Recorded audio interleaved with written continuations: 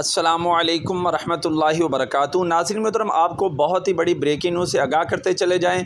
नाज़रीन मोहतरम, हकीकत जो है ये खुलकर हमारे सामने आ गई है और असल जो मदीना मुनव्वरा के अंदर बेअदबी की गई है, बेहुरमती वहाँ की जगह की जो की गई है, वो न्याज़ी की सोची समझी एक चाल है और न्याज़ी और दीगर इनके जो चाहने वाले हैं उन सब की ये मिलकर जो है एक बग़ैरती है। नाज़रीन मोहतरम, आपको बहुत बड़ी ब्रेकिंग न्यूज़ बताऊँ कि इमरान खान और फवाद चौधरी समेत 150 अफराद के ख़िलाफ़ तौहीने मज़हब का जो मुकदमा है जो वो दर्ज हो चुका है। जी हाँ नाज़रीन मोहतरम, इन इमरान खान और फवाद चौधरी समेत 150 अफराद के ख़िलाफ़ तौहीने मज़हब का मुकदमा जो है वो दर्ज हो चुका है और यकीनन ये इनकी ज़िल्लत और रुसवाई जो है अब से जो है वो शुरू हो गई है, क्योंकि इन्होंने मुक़द्दस के जहाँ पर सहाबा इकराम जो है अपना सांस रोक कर जो है वो लेते थे, इन्होंने उस जगह की जो है वो बेहुरमती की है।